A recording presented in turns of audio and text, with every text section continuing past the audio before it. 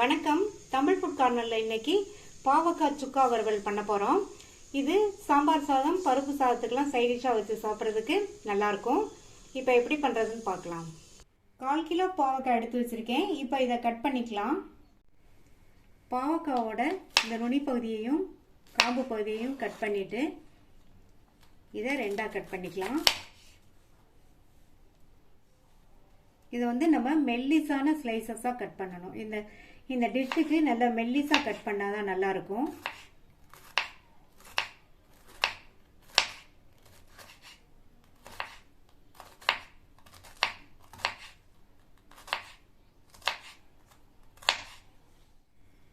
இந்த மாதிரி மெல்லிசா கட் பண்ணிக்கங்க. அப்பதான் நல்லா எண்ணெயில வதங்கி சாப்பிட்றதுக்கு நல்லா மொறுமொறுன்னு இருக்கும். எல்லா பாவக்காயும் கட் பண்ணி இந்த பவுல்ல போட்டு வச்சிருக்கேன். இப்போ இதில் 1/4 டீஸ்பூன் மஞ்சள் தூள், 1 டீஸ்பூன் கல் உப்பு சேர்த்துக்கிறேன். காய் முங்குற அளவுக்கு தண்ணி சேர்த்துக்கலாம்.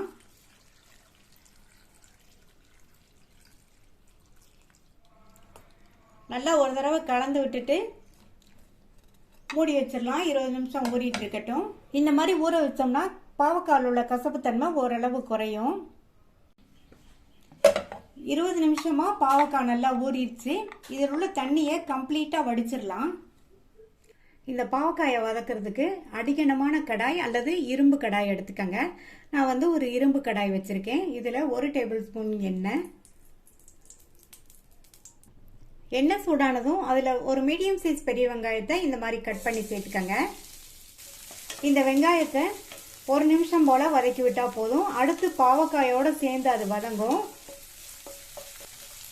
வெங்காயத்தை ரொம்ப பொடியா மெல்லிசா கட் பண்ணாம கொஞ்சம் பெரிய பெரிய பீசஸா கட் பண்ணிக்கங்க. அப்பதான் பாவக்காயோட சேர்ந்து வதங்கும் போது இந்த வெங்காயமும் வதங்கிறதுக்கு கரெக்டா இருக்கும். அடுத்து இதுல 6 பூண்டை 1-2 இடிச்சு வச்சிருக்கேன். அதை சேர்த்துக்கலாம். இந்த மாதிரி பூண்டை 1-2 இடிச்சு சேர்த்தோம்னா இந்த வறுவல் சாப்பிடும் போது நல்ல வாசனையா டேஸ்டா இருக்கும். அடுத்து பாவக்காயை சேர்த்துக்கலாம்.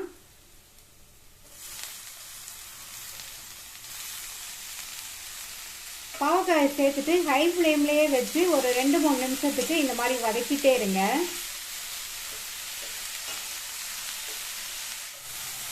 இப்போ 3 நிமிஷமா வதக்கியாச்சு.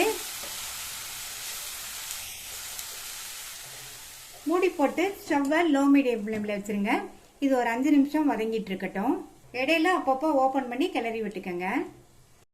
இப்போ 5 நிமிஷம் ஆச்சு. திறந்து பார்க்கலாம்.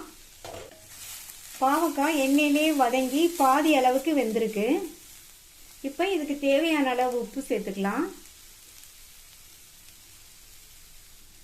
உப்பு சேர்த்துட்டு நல்லா மிக்ஸ் பண்ணி விட்டுட்டு மறுபடியும் மூடி போட்டு ஒரு 5 நிமிஷம் வதங்கட்டும். எப்பவும் போல அடிக்கடி ஓபன் பண்ணி கிளறி விட்டுக்கங்க. 5 நிமிஷம் ஆச்சு. திறந்து பார்க்கலாம். பாவக்காய் ஆல்மோஸ்ட் வெந்துருச்சு. அடுத்து இதில் 1/4 டீஸ்பூன் மஞ்சள் தூள் சேர்த்துக்கங்க. இதில் 1/2 டீஸ்பூன் தனி மிளகாத்தூள் சேர்க்குறேன். இந்த 1/2 டீஸ்பூன் மிளகாத்தூள் கரெக்டாக இருக்கும். நீங்கள் உங்களுடைய காரத்துக்கு தகுந்தபடி சேர்த்துக்கங்க. அடுத்து 1/2 டீஸ்பூன் மல்லித்தூளும் 1/2 டீஸ்பூன் சீரகத்தூளும் சேர்த்துட்டு கூடவே பொடி பண்ண வெல்லம் 1 டீஸ்பூன் சேர்த்துக்கங்க. இந்த மாதிரி வெல்லம் சேர்த்தோம்னா நல்லா இருக்கும். விருப்பப்பட்டா சேர்த்துக்கங்க, இல்லைன்னா ஸ்கிப் பண்ணிடலாம். இப்போ எல்லாம் சேர்த்ததுக்கு அப்புறமா நல்லா மறுபடியும் கலந்து கொடுத்துருங்க.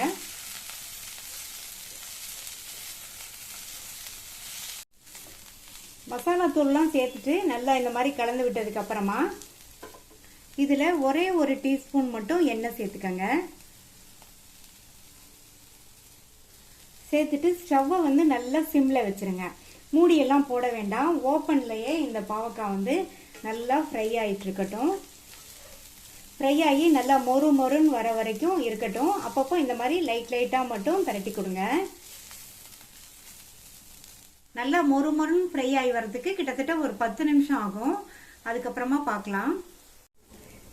சிம்லையே 10 நிமிஷமா வதங்கி பாவக்காய் நல்லா மொறுன்னு ஃப்ரை ஆயிடுச்சு.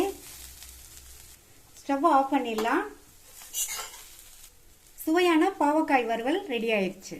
பாவக்காவை ஸ்டார்டிங்லேயே நம்ம உப்பு மஞ்சள் கலந்த தண்ணியில் 20 நிமிஷம் ஊற வச்சதுனால பாவக்காயோட கசப்புத்தன்மை தெரியாமல் சாப்பிட்றதுக்கு ரொம்ப சுவையாக இருக்கும். நீங்களும் இதை ட்ரை பண்ணி பார்த்துட்டு உங்கள் கமெண்ட்ஸை சொல்லுங்கள். தேங்க்யூ.